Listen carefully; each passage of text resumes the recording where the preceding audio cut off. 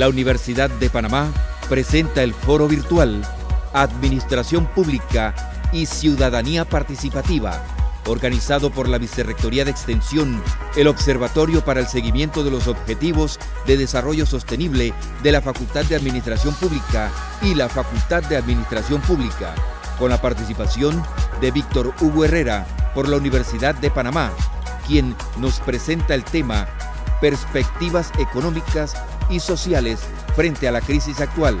Pablo Vargas, de la Universidad Internacional de Ciencia y Tecnología, con Modelo de Gestión para una Ciudadanía Participativa. Y para cerrar, Ricardo Herrera, de Transparencia para la Construcción de una Democracia basada en la Confianza, con Transparencia y Ciudadanía Participativa, un antídoto contra la corrupción, moderado por John Cooper, quien ha sido director de la Escuela de Relaciones Internacionales, director del Departamento de Relaciones Internacionales, vicepresidente del Organismo Electoral Universitario. Perteneció a la carrera diplomática del Servicio Exterior de la República de Panamá. Es representante de la Universidad de Panamá ante la Comisión Calificadora de la carrera diplomática del Ministerio de Relaciones Exteriores. Posee vasta experiencia como gerente de organización y recursos humanos a nivel local e internacional. Ha realizado estudios de especialización en currículum, en relaciones internacionales, política exterior y diplomacia y en alta dirección pública. Ha dictado diversas conferencias sobre temas, relaciones de Panamá y los Estados Unidos, protocolo y etiqueta, seguridad internacional, relaciones internacionales, derecho del mar, relaciones laborales, como también ha hecho publicaciones especializadas en medios de circulación nacional. Actualmente es el decano de la Facultad de Administración Pública. Para dar inicio a este foro, las palabras de bienvenida del doctor Eduardo Flores Castro, rector de la Universidad de Panamá. Buenos días. Quiero iniciar dándole las gracias a nuestros expositores en este miércoles universitario virtual, ya que en función de la pandemia hemos tenido que desarrollar las actividades que hacíamos en el Paraninfo de la Universidad de Panamá, las hacemos ahora vía virtual. Este miércoles, que lleva por título Administración Pública y Ciudadanía Participativa, tenemos con nosotros como ponentes tres grandes académicos, empezando con el profesor Víctor Hugo Herrera, profesor de la Universidad de Panamá, pero también tenemos como invitado al profesor Pablo Vargas de la UNICIT y también al doctor Ricardo Herrera, quien pertenece a Transparencia para la Construcción de la Democracia basada en la confianza. Este foro, que será de mucho provecho para todos, no solamente los universitarios, sino también para la ciudadanía, está moderado por el decano de la Facultad de Administración Pública, el profesor John Cooper, y sabemos que él mismo dará muchas luces sobre la administración pública y hacia dónde los ciudadanos cada vez tenemos que participar más en las gestiones públicas. Nuevamente le doy las gracias a los expositores, le doy las gracias también a la Facultad de Administración Pública por la organización y la idea de realizar este importante foro, y bienvenidos todos nuevamente a un miércoles universitario virtual. Muchas gracias. La Facultad de Administración Pública se siente honrada con su participación. Igualmente el Observatorio para el Seguimiento de los Objetivos de Desarrollo Sostenible, que es pues la iniciativa de realizar este foro con parte de los docentes e investigadores que participan junto a nosotros en un foro de debate que tiene que dar luces sobre qué sería el futuro de la administración pública panameña frente a la nueva realidad que vamos a afrontar. Nuestro primer expositor el día de hoy es el profesor Víctor Hugo Herrera Ballesteros, quien es profesor titular de Economía de la Universidad de Panamá. Se ha desempeñado como jefe del Departamento de Planificación Estratégica del MIDA, a quien con mucho gusto le cedemos la palabra. Muchas gracias, profesor Cooper. Agradezco pues sobre todo al señor rector, ¿verdad? Y su persona por toda esta oportunidad que se nos da para más bien hacer una especie de conversatorio respecto de cómo vemos, ¿verdad?, la problemática actual, pues dando algunas perspectivas económicas y sociales pues, frente a la crisis actual, tal como hemos intitulado esta presentación. Y la primera cosa que tenemos que discutir es precisamente cómo ha sido la evolución macroeconómica más reciente y la crisis estructural en la cual, a nuestro juicio, pues, la crisis sanitaria y la crisis educativa, que son, digamos, dos de las crisis más importantes que tenemos actualmente y de vieja data, se han insertado, ¿verdad?, en este contexto. Y lo primero que tenemos que ver es precisamente los indicadores macroeconómicos básicos, en el caso de Panamá, cómo han evolucionado en las dos últimas décadas. Podemos ver aquí rápidamente, en las barras azules, cómo se ha venido desacelerando la economía desde el año 2011 hasta la fecha. De hecho, el pronóstico para el 2020 es que se va a crecer por debajo del 2%, cuando en el año 2011 la tasa de crecimiento era casi de 18%. Es decir, la economía ha venido desacelerándose, ¿verdad?, entrando en una crisis casi que ya semi-recesiva, acompañada aquí, como vemos en las barras rojas, de una caída en las tasas de inflación que implica un retroceso de la demanda agregada. Es un tema importantísimo porque la Reserva Federal de Estados Unidos, precisamente Jerome Powell, que es el gobernador de la Reserva Federal, le preocupa mucho la inflación baja precisamente por el retroceso en la demanda agregada y actualmente, por ejemplo, en ese país se están manteniendo las tasas de interés prácticamente en cero para tratar de estimular el consumo y la inversión. Pero podemos ver aquí en las barras de gris atenuado, ¿verdad?, del año 2011 adelante, cómo las tasas de paro se han venido igualmente incrementando. Es un signo, pues, evidente de una crisis que ya pasa a ser más allá de coyuntural a estructural, con una estructura económica en la cual el sector terciario representa más del 80% del Producto Interno Bruto, donde la provincia de Panamá y Colón aglutinan más del 83% del Producto Interno Bruto, lo cual implica también serios problemas distributivos, no solamente en el ámbito regional, sino también en el ámbito sectorial. Y por supuesto, pues toda la problemática macrosocial que se da, específicamente también pues con el avance que ha tenido el sector informal en la economía panameña en los últimos 20 años, donde ya pues para los datos del año pasado se tiene que el 45% de la población ocupada está en el sector informal. Y por supuesto, frente a esta situación donde se inserta la crisis del COVID-19, pues por supuesto que va a ser mucho mayor. ¿Qué cosas entonces podemos destacar con relación a lo que sería, ¿verdad?, esta crisis estructural, donde pues estamos resaltando la crisis sanitaria y educativa, parte pues de este problema sistémico? En cuanto a la crisis sanitaria, pues bueno, tenemos un gran problema con la dualidad de los niveles de atención sanitaria entre el Ministerio de Salud y la Caja del Seguro Social, que han duplicado a lo largo de estas últimas 5 décadas, ¿verdad?, todo el sistema sanitario público en los 3 niveles, primario, ¿verdad?, nivel secundario y nivel terciario de atención, lo cual hace el sistema ineficiente y costoso en la adquisición de insumos, igualmente en la gestión del personal, y pues, especialmente los especialistas, que son escasos. Y pues en donde también se inserta los problemas de las enfermedades crónicas no transmisibles, como en este caso el cáncer, la diabetes, la hipertensión arterial, cuyo principal factor de riesgo es la obesidad, y que implica, tal como se pone acá en el segundo punto, un sistema sanitario que tiene que cambiar, en este caso su modalidad, pasar de un sistema que es curativo a un sistema que realmente vaya a la prevención, que es mucho más costo efectivo. Eso implica, por supuesto, una reingeniería, en todo caso, de nuestro sistema sanitario. Y, por supuesto, que ha quedado pues, mal parado frente a esta situación, y lo podemos ver con toda la problemática que hay de gestión de la pandemia, de la política sanitaria.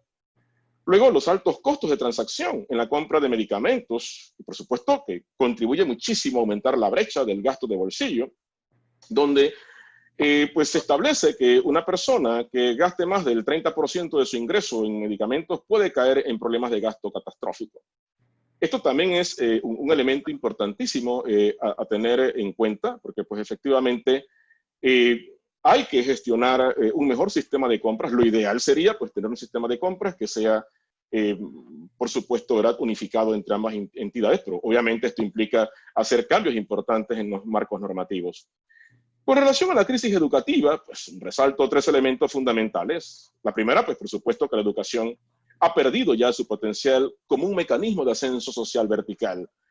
Bajas tasas de retorno, ¿verdad? Por ejemplo, la última vez que pude tener acceso a datos de encuestas, como la encuesta de ingresos y gastos, estimamos tasas de retorno de 10% para la educación primaria, de 11% para secundaria y 13% para el nivel terciario, que es el que estamos nosotros en la universidad, para el 2008, mientras que países como Uruguay y Costa Rica tenían tasas de retorno superiores a estas, ¿verdad?, en la década del 80. Implica, pues, por supuesto, un retroceso importante en esta materia. De igual manera, también la brecha digital. Apenas el 44% de la población cuenta con el servicio de Internet. Todavía es deficiente en muchas zonas. Bueno, hemos visto actualmente, ¿verdad?, frente a la pandemia, cómo se han tenido dificultades en esta materia, sobre todo en conectividad. Finalmente, respecto a los objetivos de la política asistencial en materia educativa, frente al aumento de la deserción escolar, los fracasos escolares, ¿verdad?, pues en nivel de primaria, premedia y media, y pues no tener indicadores de línea de base, no permite dar un seguimiento de corte transversal a lo largo del tiempo sobre estas familias que se han beneficiado, cuál ha sido el nivel de resiliencia de estos jóvenes, su salida laboral y, por supuesto, el mejoramiento de sus condiciones de vida. Todavía, ¿verdad?, queda en entredicho la costo-efectividad que se ha tenido con relación a todos estos programas, como la beca universal, por ejemplo, ¿verdad?, el Ángel Guardián y otros programas asistenciales que pues lo que buscan es precisamente mejorar la calidad de vida de la población y sobre todo mejorar las condiciones educativas de nuestra población educanda. Y esta gráfica que les presento ahora, pues simplemente cierra este marco con relación a la brecha que hay en el gasto de bolsillo en medicamentos como uno de los aspectos que más me ha llamado poderosamente la atención, utilizando los datos de la encuesta de gasto de bolsillo en medicamentos de 2014 y 2017 que se realizó con el Instituto Gorgas, en el cual pues yo dirigí ese proyecto, y en donde uno observa el coeficiente de Gini, cómo se ha incrementado de 0.5 para esta encuesta, no es el Gini nacional. El Gini nacional, de acuerdo al Banco Mundial, está por 0.52. Pero sí vemos que en la encuesta del 2017, se hizo en 6 dominios del país, incluyendo 2 zonas indígenas, se observa cómo aumenta, en este caso, el Gini a 0.76. Cabe destacar que el coeficiente de Gini, mientras más cerca de 1 está, más amplia es la brecha social. Y ven aquí la curva de Lorenz, que precisamente evidencia cómo ha empeorado la distribución del ingreso de estas familias en cuanto al gasto de bolsillo en medicamentos, cómo pues efectivamente en los últimos 2 o 3 percentiles, ¿verdad?, del 70 en adelante, pues la curva se hace mucho más apipada, indicando el alto nivel de concentración que hay del ingreso, mientras que en los percentiles o deciles inferiores, por ejemplo, desde el 10 hasta el 40, ¿verdad?, la curva es mucho más cerrada. Es decir, desde el punto de vista estructural, ¿verdad?, tenemos un serio problema de pobreza, efectivamente, y que no solamente se evidencia con relación al acceso a medicamentos, sino también acceso a educación, ¿verdad? Y pues todo lo que es el sector social, en vivienda, por ejemplo, igualmente también pues, se ve afectado. Bueno, ¿cómo entonces vemos esta situación coyuntural y perspectivas, ¿verdad?, frente a esta crisis actual del COVID, una vez hemos visto esta situación de carácter estructural? Actualmente, pues estamos atravesando por una situación coyuntural bastante desfavorable. Aquí tenemos el índice mensual de la actividad económica, el IMAE, que publica mensualmente el INEC de Panamá. Aquí, en la línea negra, tenemos su media móvil desestacionalizada, ¿verdad?, a 3 meses y la roja a 12 meses. Nos concentramos aquí del 2017 en adelante, entre enero, ¿verdad?, del 17 y enero del 18.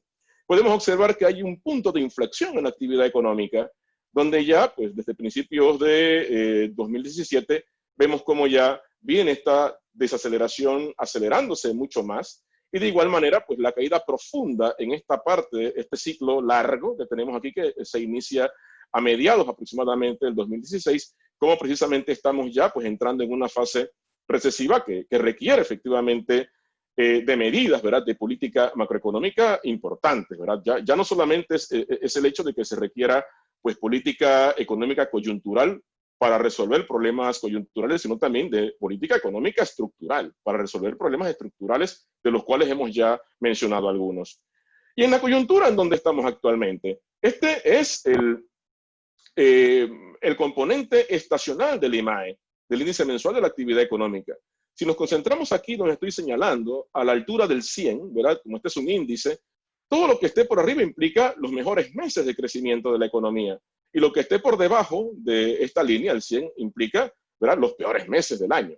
Precisamente julio, agosto y septiembre son de los 3 peores meses de actividad económica del año y en donde estamos ya a las puertas de poder abrir, en teoría, ¿verdad?, el bloque 3 y posiblemente el bloque 4, dependerá cómo se dé la gestión de la pandemia y cómo pues se mantenga efectivamente el RT o la tasa de contagio, pues, de acuerdo a los niveles que ha establecido la autoridad sanitaria en este caso. Pero precisamente no estamos atravesando el mejor momento.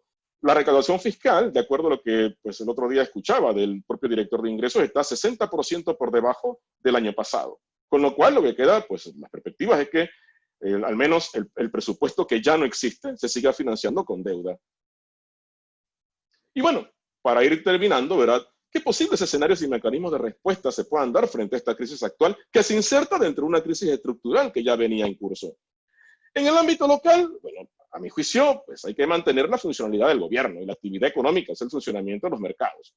¿Frente a qué situaciones? Bueno, la anomia social, los cambios en la cadena de suministro y la cadena de valor. La anomia social implica pues, un desorden en el comportamiento social, donde no hay respeto a las normas y requiere realmente de disciplina. Los cambios en la cadena de suministro están afectando sobre todo al comercio minorista, toda vez que las grandes empresas están integrando la venta domiciliaria, lo cual está también restando mercado al comercio minorista y que pues, en días pasados el propio presidente de la Asociación de Comerciantes Chinos decían que estaban vendiendo 1/3 menos de lo que vendieron el año pasado. Y la cadena de valor, por supuesto que implica pues, alianzas estratégicas en la distribución, ¿verdad? Y que pues, las empresas van a tener que buscar competitividad. No queda claro que las empresas abriendo o reaperturándose, utilizando 1/3 de su capacidad instalada y de fuerza laboral, puedan realmente alcanzar el punto óptimo de eficiencia de costo variable medio versus costo marginal, donde pues la empresa debería estar reponiendo su capital de trabajo. Yo tengo muchísimas dudas realmente de que para todos los casos, ¿verdad?, esta reapertura parcial funcione. Igual la precarización de la fuerza laboral. Los problemas de histérisis laboral que tenemos en Panamá, donde pues la población de 40 años y más se ve afectada por pernoctar en el paro por más de 3 años, implica de que hay que tener políticas activas y pasivas de mercado laboral mucho más proactivas, ¿verdad? Sobre todo por la recualificación de capital humano que se pierde precisamente por el mantenerse por mucho tiempo en desempleo y que afecta a los cabezas de familia. Aquí hay que tener muchísimo cuidado con las políticas de empleo porque son los cabezas de familia los que tienen las deudas principales del hogar, los créditos y la manutención, en todo caso, de sus hijos. Entonces, esta población entre 40 y 55 años es especial objeto, ¿verdad?, del relanzamiento en el mercado laboral y protección social en el empleo. Las debilidades institucionales pues, han salido a relucir pues, por todas partes con relación a todo el manejo institucional, toda la parte de la logística implicada en el tratamiento, ¿verdad?, de esta situación, pues ha dejado pues, muchísimas interrogantes y sobre todo el sector privado, pues que reclama en este caso un plan de acción que sea claro, ¿verdad? No solamente basta o no se vale solamente con decir, bueno, va a haber financiación, sino también bajo qué criterio se va a dar esa financiación, ¿verdad? Y sobre todo que haya objetivos claros, ¿verdad? Por ejemplo, proteger el empleo y poder pues mantener la cadena de suministro y de valor, porque uno de los problemas también es que, si bien es cierto, muchas empresas han abierto, pero el tema es que no tienen suministros de parte de otras empresas que están en otros bloques que no se han abierto. Entonces, esto implica que pues, se tiene realmente que hacer análisis mucho más profundos en este sentido. Las finanzas públicas, por supuesto, están comprometidas, hay un aumento de la deuda pública, es evidente, y eso va a obligar a tener que focalizar mucho más el gasto público donde tenga más costo-efectividad, ¿verdad?, esa intervención. Porque tenemos también un multiplicador fiscal muy bajo. Mis estimaciones de multiplicador del gasto público, el multiplicador fiscal es de 1.13 para los últimos 5 años, indicando que por cada dólar ¿verdad?, en que gasta el gobierno, ¿verdad?, apenas 13 centavos aumentan la demanda agregada. Esto implica, en verdad, focalizar muy bien el gasto público donde tenga mejor retorno. El plan de acción y protocolos para la reactivación sectorial tienen que ser efectivos. Yo creo que no se trata de poner la salud por encima de la economía o la economía por encima de la salud. Hay que buscar un balance en este sentido que sea costo efectivo. Es decir, que el costo económico, ¿verdad?, de bajar el RT sea el menor posible. Hasta ahora eso no se ha alcanzado y creo que sí requiere de replantear, ¿verdad?, la estrategia que se ha tenido hasta ahora. Y en segundo lugar, no podemos dejar tampoco de lado el ámbito internacional. Panamá tiene pues una economía abierta al comercio internacional. Estamos todavía frente a una guerra comercial entre las principales potencias mundiales, que son China y Estados Unidos, y de paso también algunos países de la Unión Europea, economías potentes como Alemania, como Francia, que también tienen sus diferendos con Estados Unidos y con China. Nosotros pues tenemos igualmente que manejar muy bien nuestros mercados locales en ese contexto global. Tener estrategias de tal suerte de que nuestra economía no salga tan lastimada respecto de las fuertes restricciones que pueden haber en cuanto a elevación de aranceles por retaliación mutua entre estos países y que puede afectar igualmente a países como el nuestro. La reactivación del comercio mundial y las posibles depreciaciones cambiarias del dólar frente al euro son importantes, ¿verdad? Porque pues nosotros somos importadores de muchos bienes y servicios de esta zona, igualmente pues de Estados Unidos, de China, y también tenemos competitividad frente a las economías principales de la región de las Américas, por ejemplo, Brasil, Argentina, Colombia, con los cuales tenemos mucha interdependencia. En este sentido también, esas monedas se van a ver muy depreciadas porque pues, van a hacer expansiones cuantitativas precisamente tratando de reactivar la economía. Y finalmente, también pues, tomar en consideración el movimiento comercial y de naves por el Canal de Panamá, donde van a haber protocolos sanitarios bastante estrictos, ¿verdad? Habrá que ver cuáles son los sectores comerciales internacionales que se consideren esenciales, a mi juicio. En todo caso, la provisión de material sanitario, ¿verdad?, alimentos, entre otros, y que igualmente estos otros sectores que no sean esenciales, ¿cómo se van a manejar? ¿Verdad? No solamente el transporte marítimo, también el propio transporte aéreo que estamos viendo pues, actualmente que está en serias dificultades. Bueno, yo pues lo dejaría hasta acá, pues para no abusar de ustedes, está aquí de su tiempo, está aquí pues las referencias bibliográficas, porque este es un paper que estamos igualmente publicando en la revista de los Objetivos del Milenio, ¿verdad? Objetivos de Desarrollo Sustentable, con el profesor Cooper. Muy bien, muchas gracias, profesor Víctor Hugo Herrera. Sus observaciones han sido muy pertinentes frente a la radiografía que estamos viviendo y que además se hará mucho más patente en los próximos meses. Quisiéramos presentar al profesor Pablo Eduardo Vargas, quien es profesor de Psicología de la Universidad Internacional de Ciencia y Tecnología, con maestría en Sistema de Información e Investigación de Mercado de la Escuela Superior de Ingenieros Comerciales de Madrid, España.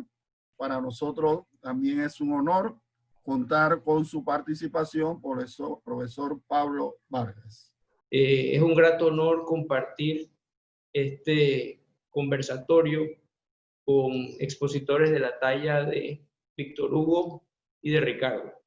Debo de agradecer al Observatorio de Desarrollo Sostenible de la Facultad de Administración Pública y a todo el equipo de la Vicerrectoría de Extensión que se encargó de crear el marco para esta intervención.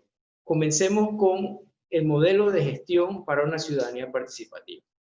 Tomemos en cuenta que este marco conceptual para la discusión y el diálogo de esta construcción social nueva está brindado en base al modelo de triple hélice, donde la academia, el gobierno y la empresa juegan papeles fundamentales para llevar al desarrollo de las comunidades.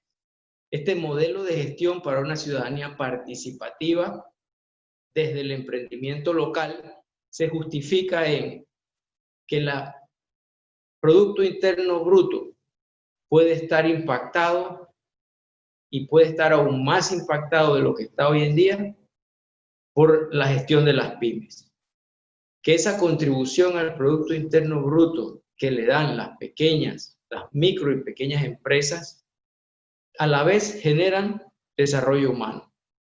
Y como si fuera poco, aceleran la reconstrucción de la economía en tiempos de COVID-19. Por ende, el emprendimiento en nuestro marco conceptual se ve como el punto focal desde el desarrollo local para crear desarrollo nacional. Antes de entrar en la charla en detalle, en la conferencia en detalle, hablemos un poco de las cifras de emprendimiento. En Panamá, desde hace más de 5 años anualmente, se viene haciendo un estudio, al igual que en 70 otros países, un estudio que se llama el Monitoreo Global de Emprendimiento, mediante el cual se toman decisiones de gestión pública y se planifican políticas públicas. Este estudio para el año 2019-2020 arroja resultados como que el 71% de la población valora la actividad emprendedora de una manera positiva, contrario a otros tiempos donde el emprendimiento y la microempresa eran vistas como peyorativas. El 56% de la población encuestada también piensa que es un potencial emprendedor hacia el futuro. Y el 15% de la población ya son emprendedores nacientes. Otros 7.5 son emprendedores nuevos y 5% del universo encuestado están establecidos como empresarios, micro y pequeños empresarios, ya cumplieron 3 años de estar establecidos en eso. Si ustedes suman los últimos 3 porcentajes, se darán cuenta que la masa total de emprendedores a nivel nacional está alrededor, en las diversas etapas, emprendedor naciente, nuevo y el establecido, está alrededor de un 30%, lo que pudiera traducirse quizás en una cifra superior al 500.000 de personas, cifra que debe verificarse según los estadísticos. Este modelo para la ciudadanía participativa viene dado no fruto de una casualidad, sino es causal. Desde hace 15 años el magíster Roberto Apolo Palacios viene trabajando el tema de la descentralización y ha escrito varios libros. Estamos aprovechando un convenio que tiene la Universidad de Panamá con la Universidad de Extremadura, donde se practican factorías de emprendimiento muy exitosamente desde hace varios años, muchos años. Y desde los últimos 3 años este equipo de pensadores está trabajando en las factorías de emprendimiento, sistemas de información y las cadenas de valores en los gobiernos locales de Panamá. Este enfoque es un enfoque multidisciplinario que muy humildemente lo presentamos a ustedes, teniendo en cuenta que tiene un potente enfoque político-administrativo, tiene las mejores prácticas europeas aplicadas a los gobiernos locales y busca el aceleramiento económico de lo local a través del emprendimiento. Por lo tanto, tanto el doctor Manuel Aguilar Yuste de la Universidad de Extremadura como el profesor Palacios han sido parte del grupo de pensadores que ha desarrollado este marco conceptual, que presenta como primer obstáculo en los objetivos, el hecho de que las MIPYMES y el emprendimiento por necesidad todavía no calan al 100% en la comunidad local. Y este método, esta forma de ver, esta forma de entender el emprendimiento se hace difícil cuando falta una cultura de emprendimiento céntrica, es decir, poner el emprendedor en el centro como un imán de voluntades para que atraiga las voluntades del gobierno local, la participación ciudadana y el presupuesto y plan del gobierno central. ¿Para qué? Pues porque en el mercado hoy en día hay muchas familias trabajando juntas o empresas familiares. Aquel modisto, aquel llantero, aquel pollero, aquel panadero del pueblo, aquel mecánico, aquel fondero, el frutero, el mecánico de la computadora, el plomero y la teacher que van a la casa a darnos asistencia. el cafetalero, el limonero, el cevichero, son personas reales que están generándose ingresos a través del emprendimiento de la micro y la pequeña empresa. Ni se diga el barbero, además de los artesanos y los boneros que vemos constantemente. Si logramos poner ese grupo de personas en el centro de estos protagonistas, podremos concebir que el efecto centrífugo de las diferencias entre todos ellos se convierta en un efecto centrípeto, donde todos se unen para darle solución a la gestión ciudadana dentro del emprendimiento. ¿Y cómo se hace esto? Primero, cambiando la filosofía del ecosistema a lo local.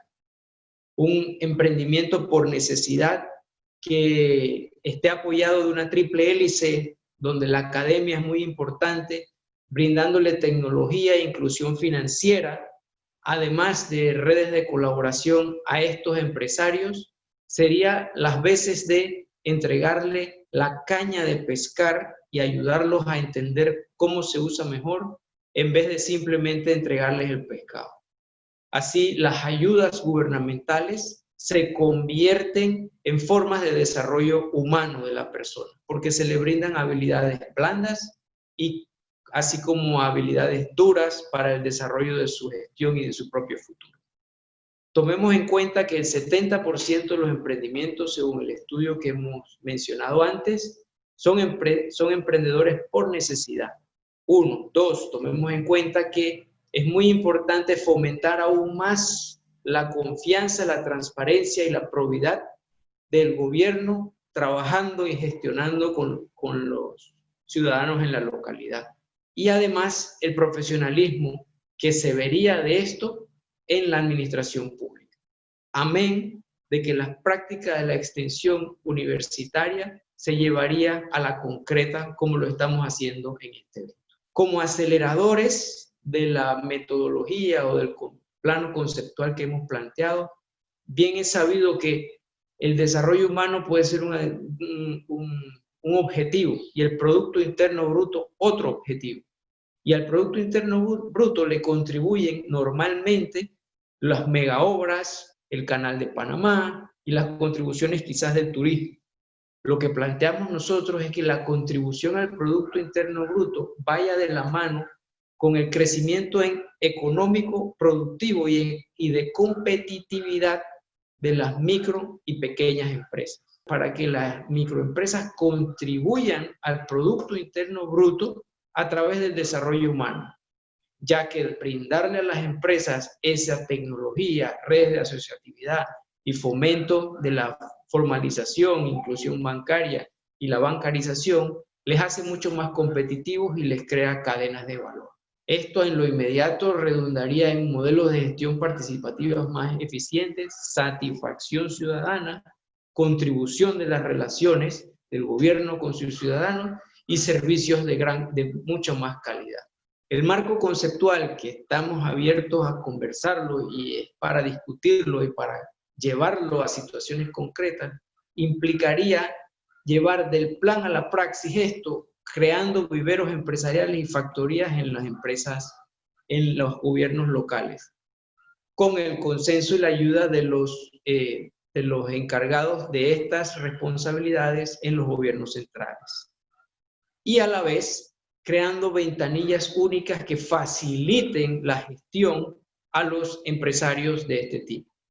Esto impactaría de manera muy rápida quizás a la pesca artesanal, el emprendimiento y las microempresas de los lácteos, de las verduras, de las hortalizas, las comidas para llevar, la transformación tecnológica, mucho emprendedor está trabajando en eso en este instante, los que están dentro de las industrias creativas, los emprendedores y microempresas que están atendiendo las compras públicas pequeñas, gubernamentales y locales, así como los emprendedores de la salud, el comercio electrónico y el turismo interno. En todos ellos hay grandes oportunidades en situaciones post-COVID como las que estamos viviendo. En la construcción social que pretendemos proponer en nuestro modelo, se crea la demanda y se crea el desarrollo empresarial.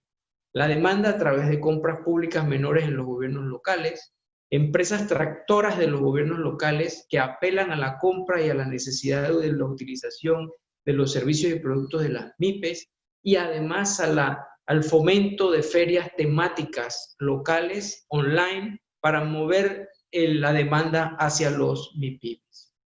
Todo esto habiendo creado consensos con el ecosistema emprendedor, los gremios, AMPYME, el MISI, los municipios, el MIDES, el INADE y el Consejo Nacional de Emprendimiento, así como la Secretaría de Descentralización, la ADEMUPA y cualquier otra organización gubernamental que tenga intereses en ayudar a este sector de la población a través de no subsidios, sino de capacitaciones que los conviertan en mejores unidades económicas y así generar más desarrollo humano. En conclusión, podemos hablar de que el propósito sería mitigar el impacto, primero, del COVID-19 en las micro, pequeñas empresas y en los emprendimientos, acelerar la reconstrucción nacional y crear una contribución más importante de estas empresas micro y pequeñas en el Producto Interno Bruto, fomentando así la resiliencia, la productividad y la inclusión, así como la aceleración, gracias al puntal que significa la academia en este proceso de superación, de recuperación y superación de las empresas en estos momentos, siempre atendiendo la regionalidad. No olvidemos, para concluir, que las micro y pequeñas empresas son más o menos el 80%, siendo conservadores el 70% del parque empresarial panameño, y que representan el 45% de los empleos. Así como que la informalidad de nuestro país llega a ser más o menos el 50% de las personas que están empleadas. Con esto concluyo y agradezco mucho la oportunidad que me han dado para brindarles este marco teórico que brinda hasta cierto punto una visión constructiva hacia el futuro de cómo podemos, a través de la autogestión ciudadana, ayudada de los gobiernos locales para el fomento del emprendimiento, generar una riqueza muy sana, una riqueza que además brinda desarrollo humano a nuestros ciudadanos. Muchas gracias. Muchas gracias, profesor Pablo Eduardo Vargas. Ahora tenemos como tercer conferencista al licenciado Ricardo Herrera, que piensa que empezaría con el tema transparencia y ciudadanía participativa como un antídoto contra la corrupción. Ricardo Herrera es director de una ONG que se denomina Organización Transparencia para la Construcción de una Democracia Basada en la Confianza. Es licenciado en Ciencia Política y Administración Pública, representante de la sociedad civil ante la Comisión Nacional de Gobierno Abierto. Sin más, pues, le cedemos la palabra a Ricardo Herrera, con mucho gusto. Muchas gracias al señor rector Eduardo Flores Castro, al decano John Cooper, a la profesora Amelia Pérez del Observatorio de los ODS. Nos ha tocado, pues, el tema de la transparencia, que queremos presentar como un fundamento para la construcción de un nuevo pacto social. Estamos convencidos que estamos viviendo tiempos muy especiales donde los panameños aún podemos hacer contribuciones importantes en lo que será el desarrollo de nuestra democracia. Cuando abordamos el tema de la transparencia, lo primero que tenemos que hacer es establecer si realmente estamos todos hablando acerca de lo mismo. La realidad es que la transparencia es una palabra polisémica, es decir, es un concepto de los objetos materiales que lo hemos traspolado a el ámbito de la administración pública y la ciudadanía. Así que es un concepto que, a pesar de que parece familiar y que escuchamos hablar sobre transparencia tanto en medios como en a los ciudadanos, muchas veces no estamos realmente comprendiendo a qué nos referimos con el significado de transparencia. Entonces, la pregunta que hacemos es, ¿será posible que un concepto tan familiar tenga un significado lo suficientemente ambiguo que dificulte su comprensión y el empoderamiento pleno por parte de la ciudadanía y la opinión pública? Esa es la pregunta que queremos enmarcar primeramente. Pero antes de eso queremos establecer 3 premisas básicas. La primera premisa es que la transparencia de ninguna forma es un fin en sí misma. La transparencia es, por el contrario, debe ser debe ser el inicio de otras reformas que deben venir subsecuentemente. Es, digamos, el primer paso. Así que la transparencia no es un fin en sí mismo. Número 2, la lucha por la transparencia debemos comprenderla dentro de un contexto histórico, así como lo fue la lucha por los derechos ciudadanos y civiles en Estados Unidos, así como lo es la lucha por el género o el voto por la mujer. Hoy en día se habla de la lucha por la transparencia. Y número 3, la finalidad de la transparencia real es y aparece dentro de una transición desde una democracia de desconfianza, que es lo que tenemos hoy en día, una democracia limitada. Recordemos que la democracia llega a nuestro país en la tercera ola de la democracia en el año 1990, con muchas promesas, pero la democracia poco a poco ha ido decepcionando a los ciudadanos porque lo que nos ha sido entregado es una democracia limitada, una democracia de carácter electoral. Así que la transparencia es el punto de transición desde una democracia de desconfianza hacia el establecimiento de una democracia en la que los ciudadanos tengan plena confianza en sus instituciones.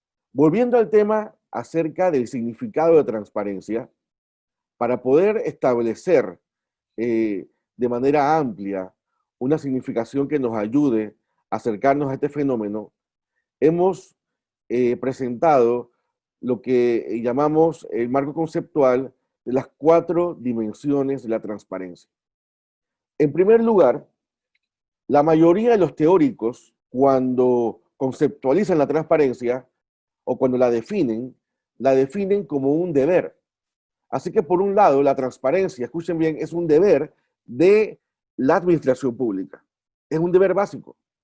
El hecho de que los gobernantes no estén entendiendo que este es un deber, no quiere decir que no lo sea. La transparencia es un deber de la administración pública de publicar toda la información de carácter público. Número 2, la transparencia, a pesar de que es un deber, también es un derecho. ¿Pero es un derecho de quién? De los ciudadanos. Y en este caso nos referimos a la transparencia como el derecho de acceso a la información que en Panamá está normado en la Constitución y en las leyes de la República. Así que vemos 2 enfoques distintos. Desde el punto de vista de los gobiernos, es un deber hacia los ciudadanos. Desde el punto de vista del ciudadano, es un derecho. Es decir, la transparencia está para equiparar la relación entre gobiernos y ciudadanos, para que podamos establecer rendición de cuentas, para que realmente los ciudadanos podamos ejercer el rol de soberanos. Número 3, tenemos la transparencia como valor público para contrarrestar la corrupción. Muchas veces la gente habla, dice, hay que ser transparente, debemos ser transparentes, tengamos un país transparente, pero ¿a qué se está refiriendo? Se refieren a la transparencia como un valor público que el Estado debe tomar como prioridad y debe imprimir ese valor en todo el sistema educativo panameño, desde primaria hasta secundaria, hasta que la transparencia se convierta en un valor intrínseco organizacional que defina nuestra nacionalidad versus el juega vivo. Así que tenemos la transparencia como valor público para contrarrestar la corrupción. Y tenemos una 4ª dimensión, que es la transparencia cuando la asumimos dentro de ese contexto de lucha por una democracia de confianza. Quiere decir que la transparencia no es suficiente en sí misma, no estamos defendiendo status quo, lo que queremos es que la transparencia nos lleve a que exista una real rendición de cuentas y por ende una participación ciudadana activa y una colaboración. Cuando hablamos de la transparencia como deber jurídico, queremos establecer que nuestra normativa dispone cuál es la información que debe ser pública y establece 3 criterios fundamentales. Lo primero es que todo el manejo de los recursos que la sociedad le confía a los gobernantes debe ser sometido al escrutinio de la ciudadanía. Es decir, todos los ciudadanos debemos tener la oportunidad de poder revisar y monitorear el total del manejo de los recursos públicos que la sociedad confía a los gobiernos. Esto no está ocurriendo hoy en día. Número 2, los criterios que sustentan las decisiones. ¿Por qué tomamos la decisión de hacer un hospital y por qué no tomamos la decisión de hacer aquello? ¿Por qué estamos haciendo este puente y no esta peatonal? Esa decisión, ese criterio que sustenta la decisión también es de carácter público. Y número 3, la conducta de los servidores públicos, y aquí nos referimos al marco de la ética pública.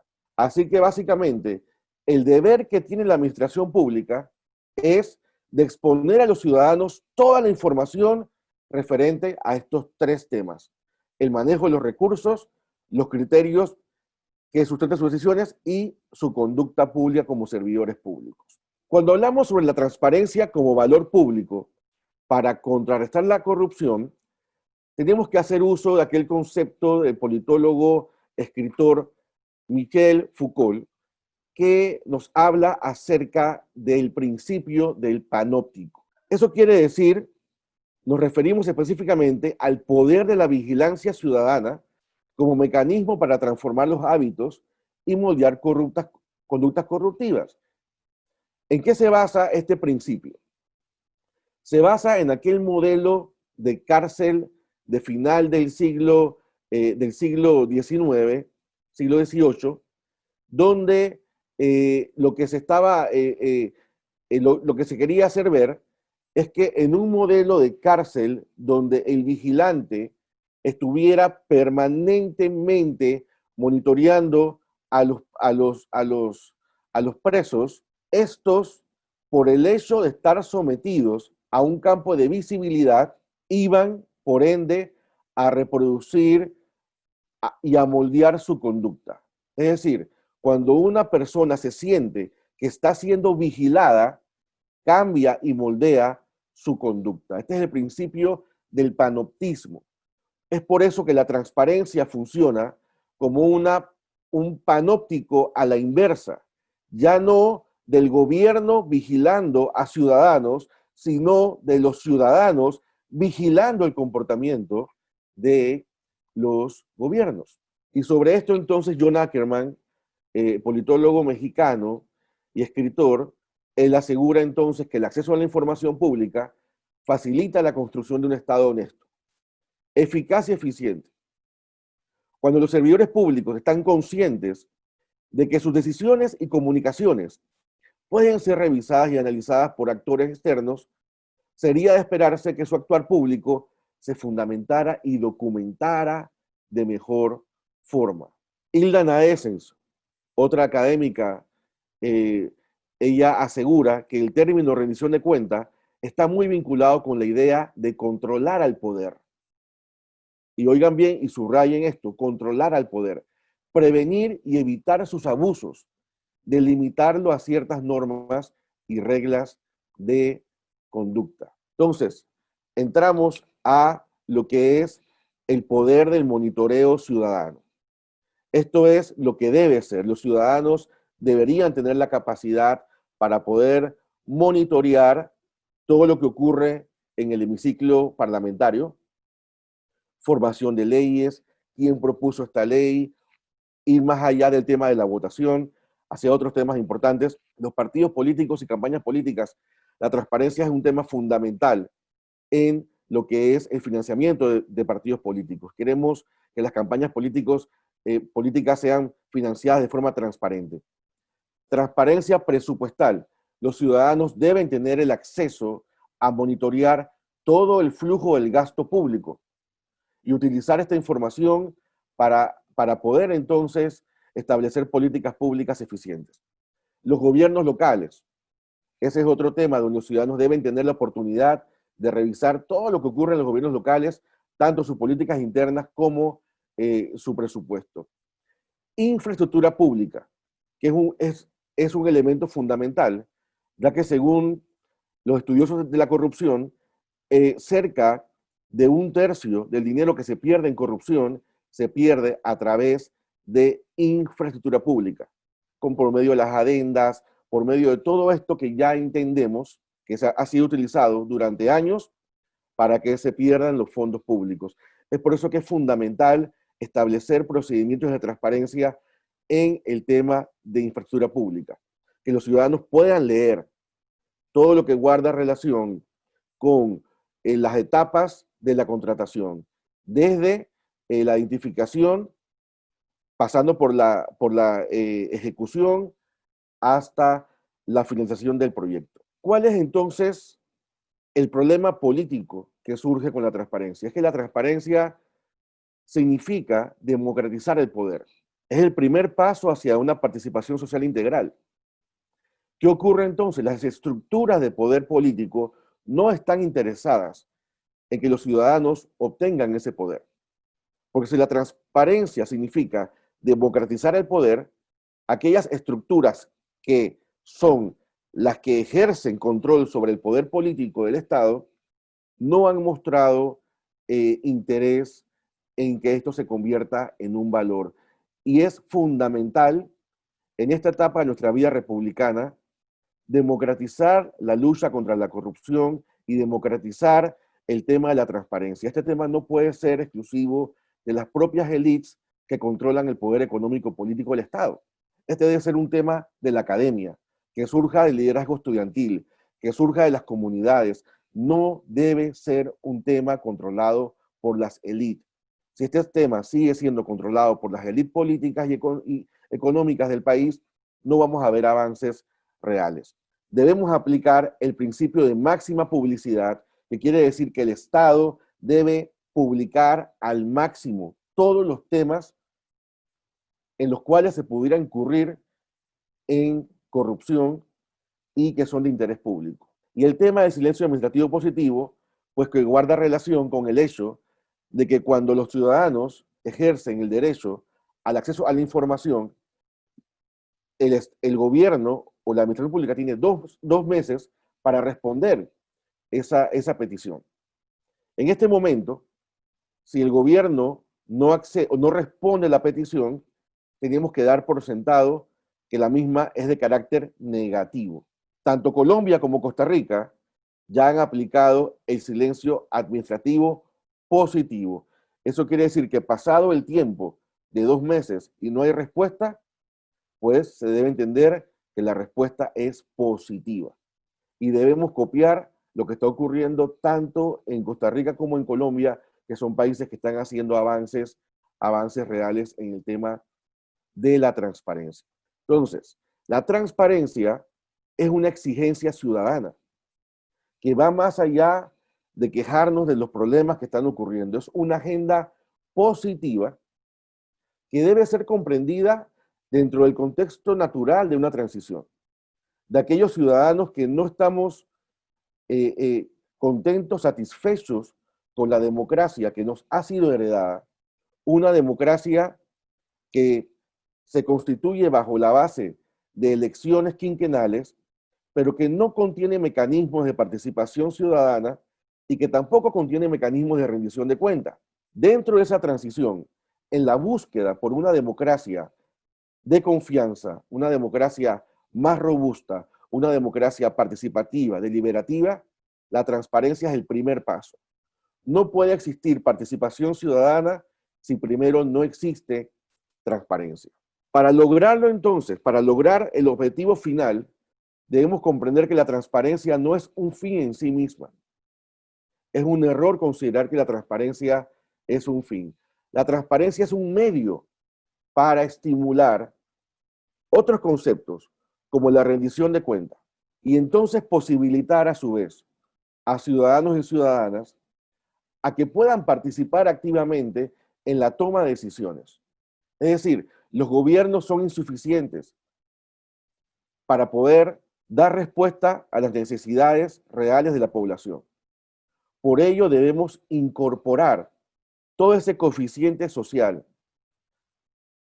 que se encuentra en la ciudadanía, incorporarlo por medio de la colaboración y que los ciudadanos participen activamente en la toma de decisiones de los asuntos públicos, aquellos asuntos públicos que nos conciernen directamente. Y de esta forma, hacerle viable a los ciudadanos el ejercicio del papel que deben tener en una sociedad verdaderamente democrática, que no es el papel de aquellos que están quejándose detrás de redes sociales, que es el papel de soberanos.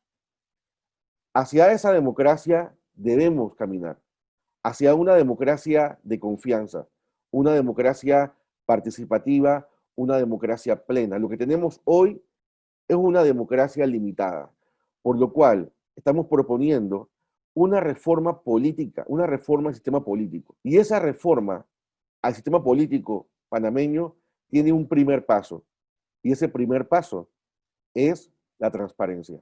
Muchas gracias. Muy bien, profesores. Gracias por sus intervenciones.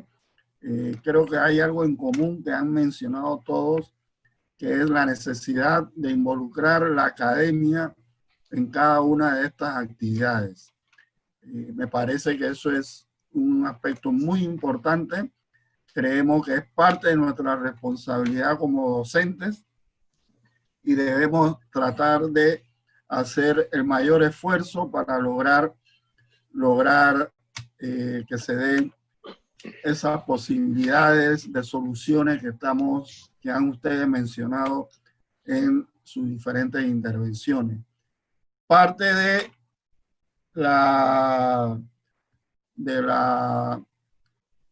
intervenciones de ustedes, más del foro de debate que tenemos sobre la nueva administración pública post pandemia, pues serán publicados en la revista de los Objetivos de Desarrollo Sostenible que dirige la profesora Amelia de Pérez y que está en la Facultad de Administración Pública.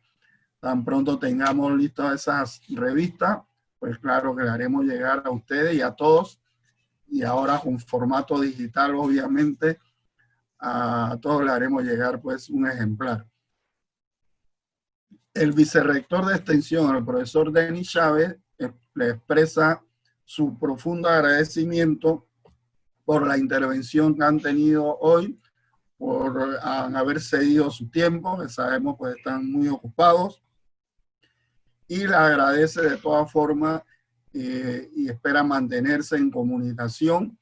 Más adelante en septiembre tenemos la semana del Congreso de Extensión Universitaria y esperamos que puedan participar también en esas actividades. Siendo así, pues, creo que no abusamos más del tiempo de ustedes. Le agradezco profundamente a nombre de mi facultad, del Observatorio de Desarrollo Sostenible, de la Vicerrectoría de Extensión y del rector de la Universidad de Panamá.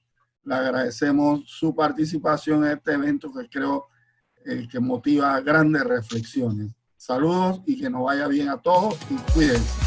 La Universidad de Panamá presentó el foro virtual Administración Pública y Ciudadanía Participativa, organizado por la Vicerrectoría de Extensión, el Observatorio para el Seguimiento de los Objetivos de Desarrollo Sostenible de la Facultad de Administración Pública y la Facultad de Administración Pública, transmitido por VIEX al Día UP en Facebook y YouTube de la Vicerrectoría de Extensión, la página web de la Universidad de Panamá, www.viexaldia.up.edu www.up.ac.pa con el apoyo de Web Debate TV y la producción audiovisual del Grupo Experimental de Cine Universitario, GECU.